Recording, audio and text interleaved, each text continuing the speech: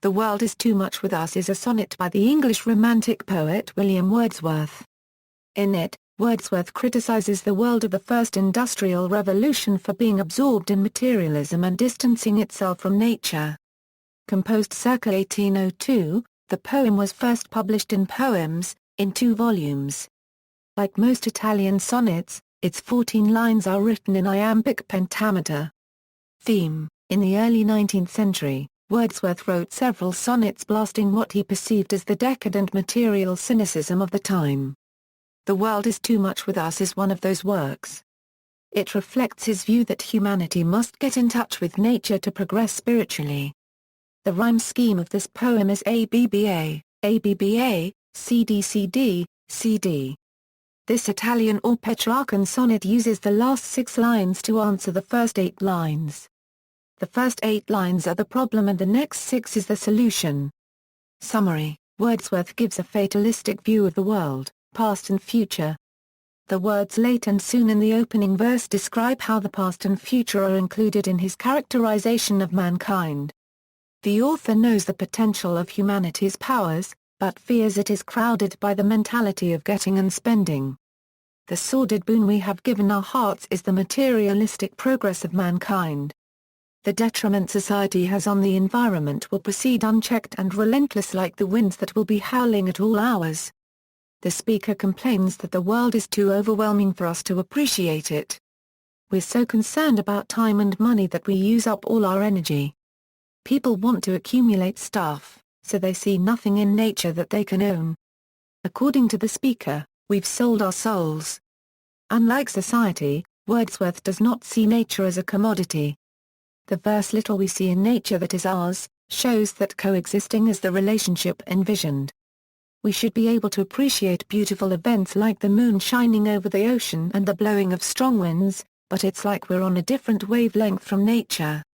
This relationship appears to be at the mercy of mankind because of the vulnerable way nature is described. The verse "this sea that bears her bosom to the moon" gives the vision of a feminine creature opening herself to the heavens above. The phrase "sleeping flowers" might also describe how nature is being overrun unknowingly and is helpless.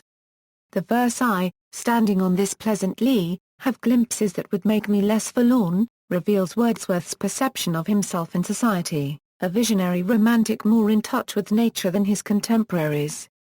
The speaker would rather be a pagan who worships an outdated religion so that when he gazes out on the ocean, he might feel less sad. If he were a pagan, he would have glimpses of the great green meadows that would make him less dejected. He'd see wild mythological gods like Proteus, who can take many shapes, and Triton, who can soothe the howling sea waves. Conventions, metaphor: the metaphor "a euro you have given our hearts away," a sordid boon. A euro is also an oxymoron. Sordid suggests the worst aspects of human nature such as immorality, selfishness and greed, while a boon is something that functions as a blessing or benefit. The contradiction between the meanings of the words suggests that materialism is a destructive and corrupt blessing which the Industrial Revolution has produced. It emphasizes the tension between the good exterior and the sordid truth behind materialism. On an exterior level, material goods bring pleasure and are a symbol of money euro unregistered trademark as progress. However, in truth, they feed the worst aspects of humanity, thus a sordid boon. Sonnet form: Wordsworth employs a strictly structured form, the Italian sonnet, which conforms to a set of strict conventions. As in many sonnets by the Romantic poets, he creates a tension between the emotional, natural, and fluid themes explored in the poem and the structured form of the sonnet. This tension reflects what was occurring during the Romantic era, in which artists and poets were rebelling in the structured world of the neoclassical period. Employing the familiar with the new and revolutionary, Wordsworth uses the familiar structure of the sonnet as well as referring to familiar ancient gods to persuade the reader to engage in a positive way to the concepts addressed.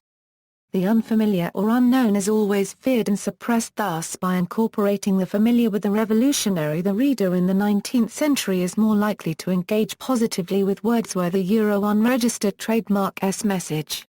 Repetition and rhyming scheme: the repetitive rhyme scheme ABBA, and the use of word pairs such as a getting and spending and a and soon emphasizes the monotonous nature of modern life and materialism. Getting and spending is a cluster of longer emphasized words with many consonants, also possibly emphasizing this view. In essence, materialism is just that getting and spending, it is devoid of emotion or a true fulfilling purpose. In many ways the stereotypes of man and woman mirror the difference between the neoclassical and romantic period between civilized and nature. Men in this context are associated with rationality, strength, order and power, whereas women are associated with emotion and the imagination. Music and harmony, the line, for this, for everything we are out of tune implies that man is out of tune with nature, unable to live in harmony with the world around him. By describing the harmonious relationship of man and nature as a tune, Wordsworth evokes a sensuous experience of nature. Collective pronouns, Wordsworth uses the words we, and us. This includes the reader, once again positioning the reader to engage with the poem. Imagery, in the simile, and are upgathered now like sleeping flowers. Sleeping flowers suggest that man is numb and unaware of the beauty and power of the natural world. At the same time, however, there is also a certain optimism. The image of sleeping flowers implies that humans are only dormant, and that there is some hope we will wake up and realize the power of nature. Punctuation, the poem's many commas and semicolons create pauses that instill reflection in the reader. In each pause the reader is given space to contemplate and engage with the message. See also, appraisal. References